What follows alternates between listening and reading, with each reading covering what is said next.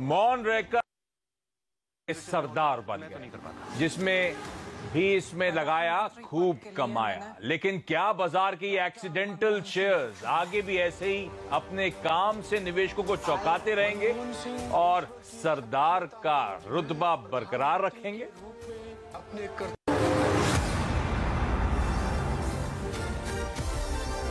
हाँ, तो आज की एक खास पेशकश दी एक्सीडेंटल स्टॉक्स। और वो मूवी की बात से क्यों निकला है तो ऑब्वियसली आप समझ ही गए होंगे। और आई एम श्योर हम सब मतलब आज सीएनबी आवाज की पूरी टीम है, कुछ इंटरेस्टिंग एक्सीडेंटल स्टॉक्स हम लोग हाईलाइट करेंगे। एक्सीडेंटल मतलब अनएक्सपेक्टेड। तो ऐसी शेयर बाजार में भी कई सारे स्टॉक्स हैं जो अनएक्सपेक्टेडली पिछले साल, पिछले महीने, पिछले कुछ समय में तगड़ा उछाल दिखा चुके हैं।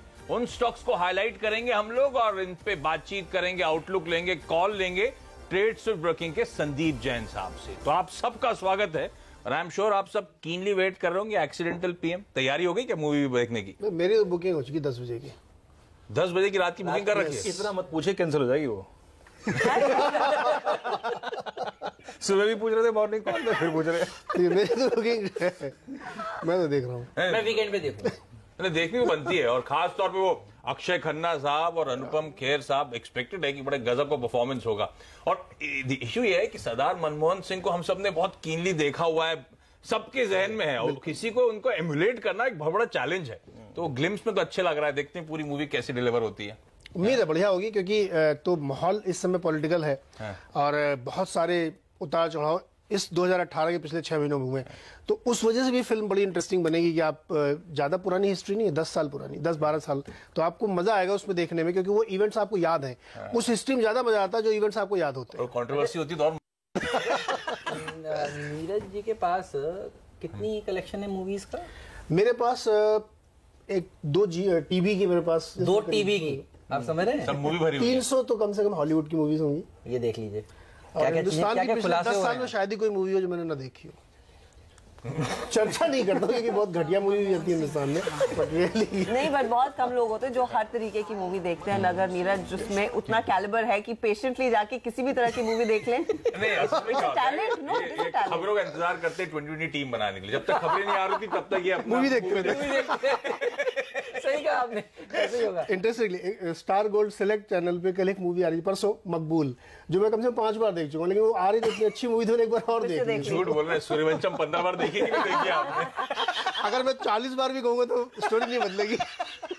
लेकिन चलिए, ये तो द एक्सीडेंटल स्टॉक्स की आज फोकस करना है, उस पर बातचीत करनी है। तो ऐसे स्टॉक्स जिन्होंने सरप्राइज करा, कौन शुरुआत नीरज जी से करिए मूवी। बिल्कुल, मैं उससे शुरुआत करूंगा। वेटरन है मूवी इंडस्ट्री जिसके दम पे ये सब फिल्में हो रही हैं और जो दिखाते हैं इस फिल्म को। नाम समझ गए होंगे आप? पीवीआर, प्रिया विलेज रोड शोज, इस कंपनी का ओरिजिनल नाम, जिसको छोटा करके पीवीआर बनाया गया। पीवीआर इसलिए एक्सीडेंटल है कि 2018 में आपको याद होगा जब पूरे बाजार में बहुत परफॉर्मेंस नहीं हो रही थी और ये बात निकल के आई कि मल्टीप्लेक्स में खाना वाना भी आप ले जा सकते हैं, तो सब स्टॉक्स की पिटाई और अंडर परफॉर्म करने लगा पूरा सेक्टर। लेकिन इस स्टॉक ने आपकी उम्मीद से बियॉन्ड जाकर के आउट परफॉर्म किया है। 50% का रिटर्न इस साल। तो ये कमाल का रिटर्न इसलिए दे पाई है क्योंकि कंपनी बहुत ही अच्छी, इसमें कोई शक नहीं होना चाहिए किसी को। भारत की सबसे बड़ी कंपनी है, इनके पास 750 से ज्यादा स्क्रीन है पूरे देश में। पूरे देश में इसलिए कर रहा हूं क्योंकि ये 161 तो इनके अपने मल्टीप्लेक्सेस हैं, उसके बाद 21 राज्य और एक यूनियन टेरिटरी में काम होता है। तो पैन इंडिया, और जो 2 एक्विजिशन किए डीटी और सिनेमैक्स का, उसके बाद प्रेजेंस बढ़ी। और इन्होंने फिल्में दिखाई। और पिछले साल आपने भी देखी होगी ना, बधाई हो, अंधाधुंध, ये सब फिल्में सब देखी, ये सब 100 करोड़ क्लब की फिल्में। तो आयुष्मान खुराना की आया तो देखा ही ना, तो हो नहीं सकता। बधाई हो। तो उससे क्या हुआ कि फायदा इनको इसलिए होता क्योंकि ये डोमिनेंस है, इनका मोनोपोली है पूरे भारत में इनकी। तो अगर आप फिल्में देखने जा रहे हैं, 10 में से 6 लोग इनके सिनेमा हॉल में पिक्चर देखते हैं मल्टीप्लेक्स में, तो उसका सीधे सीधे ट्रांसलेट हो गया। तो इसलिए इस स्टॉक ने बहुत बढ़िया परफॉर्म किया है और ये वाकई उम्मीद नहीं थी कि इस तरह के कंसर्न्स बीच में थे, स्टॉक वैल्यूएशन के कंसर्न्स उठाने लगे थे बाद में सब। और आप देखिए, आप अभी भी हाइज में चल रहा है और अनुमान के आधार पे इस साल 63%, इस साल नहीं सॉरी Q3 के रिजल्ट में 63% मुनाफा बढ़ेगा। 48 करोड़ के आसपास प्रॉफिट आने की उम्मीद है। तो इतनी जबरदस्त कंपनी ने अनएक्सपेक्टेडली दिया, तो जिसने रिस्क लिया उसके पैसे बने। बिल्कुल 6 महीने में पीवीआर कमाल की कंपनी। और आगे के आउटलुक भी बता दूं आपको। अगले 3 महीने में ठाकरे, मणिकर्णिका, उड़ी, सुपर 30, चीट इंडिया, गली बॉय, कैप्टन मार्वल, ये फिल्म स्लेट बता रहे हैं ये सब आपको 150 क्लब वाली फिल्में बता रहा हूं मैं आपको। कम से कम 150 करोड़ बिजनेस हर फिल्म करेगी। तो अब उसका फायदा पीवीआर को मिला। और पीवीआर ने अपने मल्टीप्लेक्सेस पुराने भी थे उनको क्या स्मार्टली रिवैम्प करा है, जाने लायक जब मल्टीप्लेक्सेस हैं, ब्यूटीफुल। और मल्टीप्लेक्सेस में जाओ तो फिर देखिए आप जो फुटेज दिखा रहे हैं, ये खर्चा जो इस पे होता है ना, पॉपकॉर्न पे, कोल्ड ड्रिंक पे, मजा तो है उस पॉपकॉर्न खाने का, मजा कहीं और खा लीजिए, पीवीआर में खा लीजिए। आप सही कह रहे हैं। तो ये वो वाला भी फायदा अब तो गौरमेंट पॉपकॉर्न में लगे, खैर हम पता नहीं कहाँ जा रहे लेकिन हाँ, पीवीआर एक्सीडेंटल स्टॉक, जिस तरह के 6 महीने में 50% के रिटर्न ये किसी ने सोचा नहीं था। ऐसे में संदीप जैन साहब, पीवीआर पे कॉल क्या होगा इस तेजी के बाद? और मैं कॉल जब मांग रहा हूं तो हम थोड़ा लंबी अवधि के कॉल मांग रहे हैं, 1 साल से 3 साल का टाइम होराइजन में रखने को तैयार हूं। रखूं क्या पोर्टफोलियो में सर? नहीं, रखना चाहिए। देखिए आशीष जी, काफी चल चुका है, तो जनरली क्या होता है कि फ्रेश बाइंग की राय देने में थोड़ा डर लगता है, बट जिस तरीके के एक्सपेंशन प्लान्स है कंपनी के, वो बेहतरीन है। देखिए ये 200 सिटीज पे पहुंचना चाहती है। और एक खास बात ये भी देखिए, दूसरी जो कंपेरेबल पीयर है वो है आपके आइनॉक्स, और वो एक चलिए बिजनेस ग्रुप है, दूसरे बिजनेसेस में हम अगर पीवीआर एक स्टैंड अलोन अगर ये ग्रुप की बात करें तो इसी पूरे धंधे में है, और बहुत जबरदस्त फर्स्ट मूवर एडवांटेज इस कंपनी को मिला हुआ है। और पिछले 3 साल का अगर प्रॉफिट का कैगर देखें तो 100% की कैगर से ग्रो कर रही है। और मुझे ऐसा लगता है कि अभी भी जो नीरज जी ने कही कि इतने सारे 150 करोड़ वाले कैंडिडेट्स आने वाले हैं, तो सर्टेनली बहुत बड़ा बेनिफिशियरी हो गई। और जो खाने को लेकर एक जो प्रॉब्लम चली थी, तो उस टाइम पे भी देखिए इनके पास दूसरे तरीके बहुत सारे हैं। फिर बेवरेजेस का जो रेवेन्यू वो बढ़ते ही जा रहा है, अभी भी 28% है। देखिए मूवी के अलावा बेवरेजेस बहुत बड़ा है, इनफैक्ट फूड एंड बेवरेजेस। और पॉपकॉर्न का जो फुटेज था वो मेरा तो फेवरेट है। मैं तो मूवी जाता हूँ, मूवी खराब हो कोई दिक्कत नहीं है, बट पॉपकॉर्न जरूर खाना। माहौल और फ्लेवर भी पता कर लेते हैं। चीज अच्छा, हर्षदा का चीज मिक्स एक्चुअली कैरामल के साथ चीज मिक्स मेरा कैरामल और सॉल्ट। और बॉम्बे में जो आ गए हैं उसमें अपना पॉपकॉर्न के वे बियॉन्ड वो फाइन डाइनिंग जैसे रेस्टोरेंट्स खड़े कर दिए, इतना अच्छा खाना, मजा आता है। क्या ठीक है, पीवीआर अभी भी अट्रैक्टिव लंबी अवधि के लिए उछाल आया, उसके बावजूद ये स्टॉक पोर्टफोलियो में रखने लायक है। किसी भी गिरावट में भी खरीदारी करने के ही आपको मौके ढूंढने हैं। एक कंजम्पशन स्टॉक के साथ हमने शुरुआत करी एक्सेस की, और ऐसी एक कंजम्पशन वाली थीम वाला स्टॉक हर्षदा के पास सबसे बेहतरीन कंजम्पशन थीम है। आप बच्चों से लेकर बड़े बूढ़ों की बात करें, सब ग्राहक हैं। बात है बाटा की, और स्टॉक चलता नहीं भागता है। और जिस तरह की कंपनी ने अच्छी खासी रिटर्न दिखाई है, इनफैक्ट हम पिछले कुछ हफ्ते भी बात कर रहे थे, बाटा एक्चुअली सब दर्शकों में बता दूं, भारतीय कंपनी नहीं है, एक एमएनसी है, चेक रिपब्लिक की एक कंपनी है, और वहां पर तो एक बहुत बड़ा ब्रांड है। यहां पर हमने देखा है रिटेल स्पेस की, ऑफ कोर्स ये सबसे पुरानी कंपनी, लेकिन अगर इसकी आप चाल देखें, जिस रफ्तार की मैं बात कर रही हूं, जिस तेजी से भागा है, वो आपको मैं फैक्टर बता दूं, पिछले 1 साल में बहुत शानदार रिटर्न्स इसने कमा कर दिए। स्टॉक 750 से चलकर 1150 के लेवल्स पर आ गया। और अगर इसका आप पेयर कंपैरिजन करें, खादिम जो रिसेंट लिस्टेड है, या फिर लिबर्टी, रिलैक्सो, उन कंपनियों ने ज्यादा कुछ रिटर्न्स कमा कर नहीं दिए। इनफैक्ट खादिम ने अंडर परफॉर्म किया, ये स्टॉक टूटा, लिबर्टी का स्टॉक टूटता हुआ दिखाई दिया, रिलैक्सो ने बहुत मामूली रिटर्न्स दिखाए। 50% से ज्यादा के रिटर्न्स इस स्टॉक ने दिखाए हैं, और लोग यही कह रहे हैं कि यहाँ पर और भी बड़ी क्षमता है, क्योंकि कंपनी ने प्लान कर लिया है, न्यू जनरेशन के लिए प्रोडक्ट्स बनाएंगे, पूरी तरह से अपने मॉडल को रिवैम्प कर दिया है, नए outlets, aggressive marketing strategy company लेकर आ रही है, और प्रीमियमाइजेशन यानी कि प्रीमियम ब्रांड्स पर फोकस है। आप लोग आजकल Zara, Marks and Spencer, Aldo, ये सब जूते सब बच्चे पहनना चाहते हैं, एंड आई एम श्योर आप लोग भी। बाटा कह रहा है कि हमारे पास भी उसी तरह का एक प्रीमियम रेंज होगा। हश पपीज एक बहुत प्रोमिनेंट ओल्ड ब्रांड है इनका, और वहां से एक अच्छी खासी ग्रोथ देखने को मिलेगी। और ये जो यूथ पर बेट करने वाले हैं, उससे पूरा फायदा कंपनी के हाथ लगेगा। और मैं नोटिस कर रही थी, जब जीएसटी के रेट घटे थे, अगस्त में अनाउंसमेंट आया था, वहां से लेकर अब तक स्टॉक ने तकरीबन 24% तक के रिटर्न्स कमा कर दिए हैं। And that's just a little slice of that story. यहां से तो भागेगा स्टॉक, स्प्रिंटर है। तो प्रीमियमाइजेशन का, अनऑर्गेनाइज से ऑर्गेनाइज शिफ्ट, सब चीजों का फायदा बाटा को। और ये वो स्टॉक था जो 500 से 700 की रेंज में लंबे अरसे तक सबको परेशान करा हुआ था, मूव नहीं करा था, और अब देखिए क्या ट्रेजेक्टरी 1100 के ऊपर इस समय कामकाज करता हुआ सरप्राइज करा। तो ये अगला एक्सीडेंटल स्टॉक। संदीप जैन साहब, बाटा पे कॉल?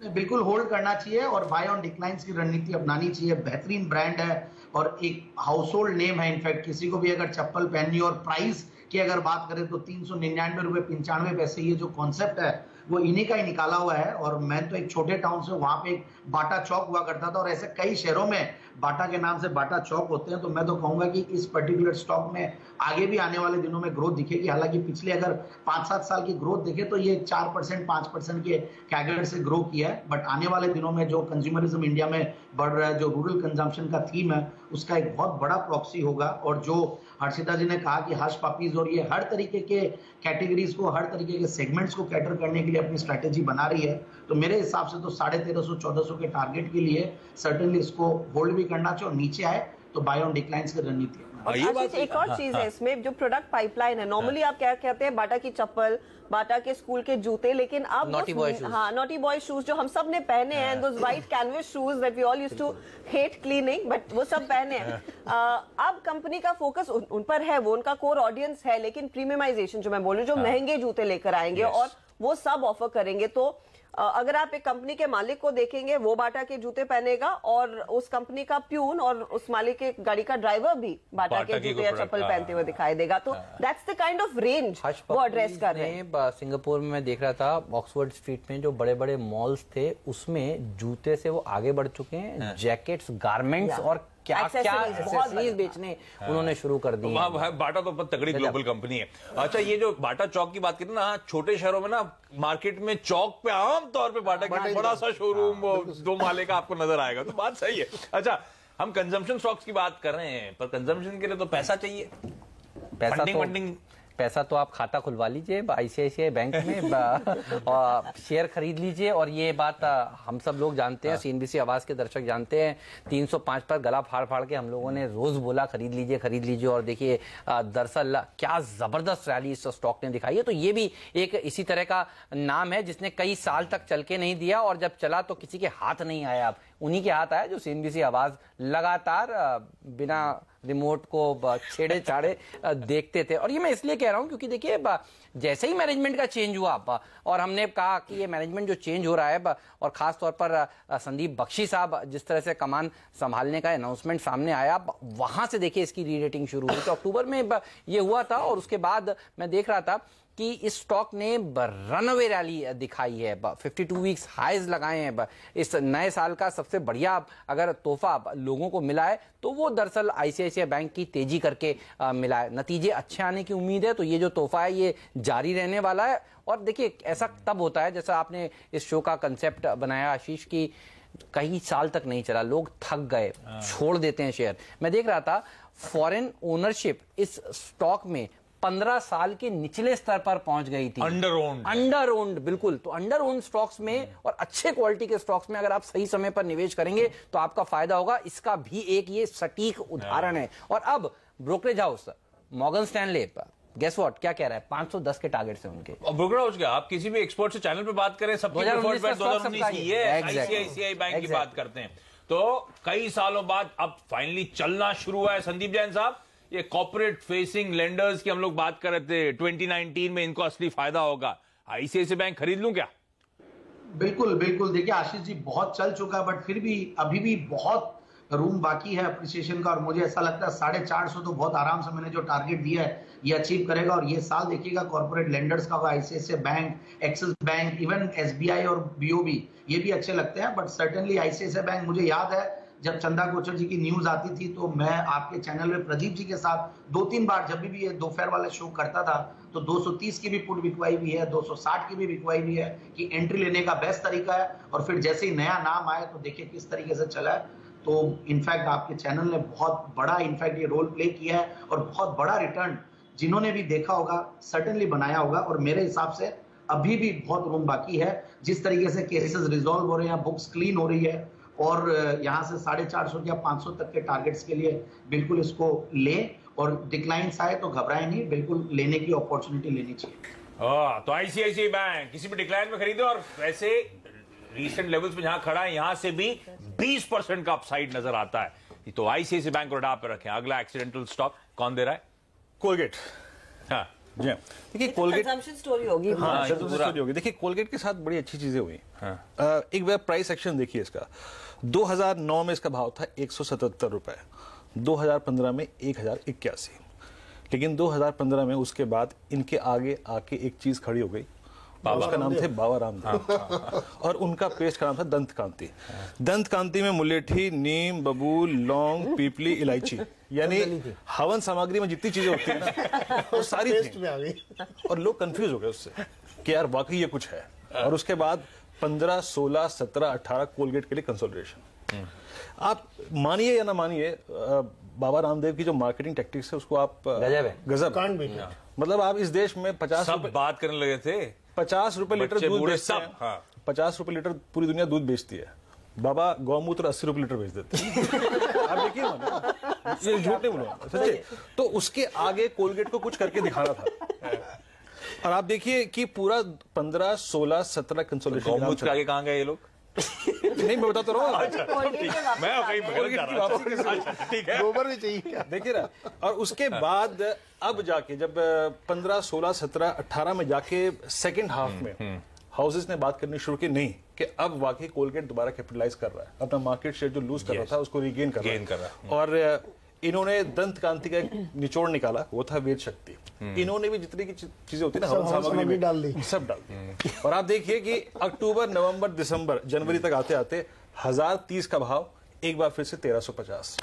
यानी जो बाबा जी की बूटी थी उसका इफेक्ट थोड़ा सा कम यहाँ पर हुआ है जाकर। और बाबा जी से इंस्पायर होके इन्होंने सोचा कि अब हम भी वेद शक्ति ले आते हैं। वेद शक्ति लाते हैं, तो उसने एग्जैक्टली अपना काम कर लिया। चारकोल, नमक, ये सब भी तो है इनके पास। अच्छा बाबा, अच्छा मैं आगे बढ़ रहा हूँ। बाबा जी का इम्पैक्ट वो जो था ना, डर, वो डर की जगह वो एक्चुअली कैटेगरी एक्सपैंड हो गई, सबको फायदा मिला, वो फायदा। अच्छा क्विकली संदीप सर, ये कोलगेट कॉल क्या होगा?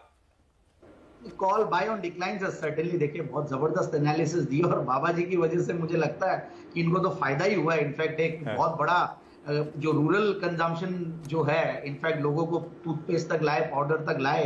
पहले दातून ही शायद यूज करते होंगे गांव में, तो अब कोलगेट को बहुत बड़ा बेनिफिट मिल रहा है। और इन कंपनियों की मार्केटिंग स्ट्रेंथ और जो स्ट्रेटेजीज है जबरदस्त है। इनफैक्ट इनको आता है किस तरीके से एनकैश करना। और देखिए अब हर्बल इन्होंने भी एलिमेंट डाल दिया अपने सब में। तो ओवरऑल मुझे ऐसा लगता है कि यहां से भी लेना चाहिए और बाय ऑन डिक्लाइंस की रणनीति अपनाए। 1450 का टारगेट आने वाले 6 से 9 महीने में तो आराम से अचीव करेगा, और बल्कि जो डबल डिजिट ग्रोथ भी अब आने वाले क्वार्टर्स में दिखाएगा, ये 7-8% की ग्रोथ तो आ ही रही है। तो एफएमसीजी प्ले वैसे भी इस साल का अच्छा थीम बन सकता है। ठीक बात। तो ये तमाम जो असरदार शेयर, एक्सीडेंटल स्टॉक्स की हम बात करें, सब पसंद आते हैं, अभी भी सब में दमखम है। मैं क्विकली ब्रेक ले रहा हूं, ब्रेक के बाद कुछ और ऐसी इंटरेस्टिंग स्टॉक्स पर होगी बातचीत।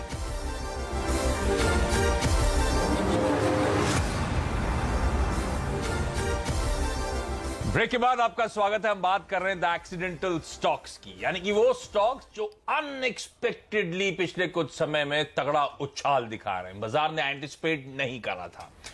कई सारे स्टॉक्स पे बातचीत हो चुकी है, कुछ स्टॉक्स अभी भी बचे हुए हैं। वरुण बहुत देर से चुपचाप बैठे हैं, थोड़ा सा अपसेट से साउंड कर रहे थे, दिख रहे थे, ऐसा क्यों? मैं आप लोगों को सुन रहा था और खासकर वीरेंद्र का एनालिसिस सुन रहा था, क्योंकि जो मेरा स्टॉक है वो भी बाबा रामदेव के इम्पैक्ट से इम्पैक्ट हुआ है। उन्हीं का असर इस स्टॉक पे भी देखने मिला है, वो है HUL। क्योंकि जब पतंजलि आया था तो देश में एक नई FMCG कंपनी आ गई थी और माना जा रहा था कि जितने MNCs है, खासकर HUL जैसी कंपनी, अब ये तो गई, अब इनके प्रोडक्ट कोई नहीं खरीदेगा, लोग सिर्फ पतंजलि। लग तो रहा था जब वो था घी, तेल, जहां जाए सब बाबा रामदेव, साबुन, टूथपेस्ट, सब बेचना शुरू कर दिया था उनने। और इसका इम्पैक्ट इस कंपनी के नंबर्स में भी देखने मिला था। जब सेकंड क्वार्टर FY17 और थर्ड क्वार्टर FY17 में कंपनी के वॉल्यूम्स में डी ग्रोथ देखने मिला था। और उसके बाद इनफैक्ट जितने भी ब्रोकरेज हाउस थे उन्होंने भी इस कंपनी को राइट ऑफ कर दिया था पूरी तरह से। मुझे तो याद है गोल्डमैन सैक्स का जब टारगेट था 650 का टारगेट था, तब ये स्टॉक 850, 830 के आसपास ट्रेड करता था। और वो आखिरी समय था जब इस स्टॉक की इतनी बुरी हालत आपने देखी है। उसके बाद से इनफैक्ट इस स्टॉक की एक तरह से री रेटिंग हो गई है और 2 साल में ये स्टॉक दुगने से ज्यादा हो गया है। एक समय पे लोगों को 35-36 के पी पे स्टॉक महंगा लगता था, आज ये FY 2020 के 53 टाइम्स पी पे ट्रेड करता है, लेकिन फिर भी लोग 2100-2200 रुपए के प्राइस के डिस्काउंट पे दे रहे हैं। इस तरह का जलवा स्टॉक ने दिखाया है। 1000 के लेवल्स पे बहुत महंगा है और आज 1800 पर टिका हुआ है ये, और 2100 के टारगेट्स की बात करी जा रही है। संदीप जैन साहब, क्या करना चाहिए HUL पर? बिल्कुल बाय करके चलना चाहिए। मतलब मैं रिटर्न ऑन कैपिटल एम्प्लॉयड देख रहा था इस कंपनी का 109%। मतलब ऐसे शायद नंबर्स वाली कोई कंपनी नहीं होगी। नेगेटिव वर्किंग कैपिटल पे काम करने वाली कंपनियां हैं, तो जबरदस्त मैनेजमेंट है, ब्रांड तो कुछ बात ही नहीं है। तो ओवरऑल बाय करके चलना चाहिए। 1920 का मैंने टारगेट दिया है और पोर्टफोलियो का स्टॉक है तो हर साल रिटर्न्स तो बनेंगे ही। So overall it's a good buy. Actual portfolio bet है, रखें पोर्टफोलियो में लंबी अवधि के लिए। आज से क्विकली जाते जाते एक स्टॉक मैं भी लेकर आऊंगा, वो है दिवीज लेबोरेटरीज। अब ये क्यों?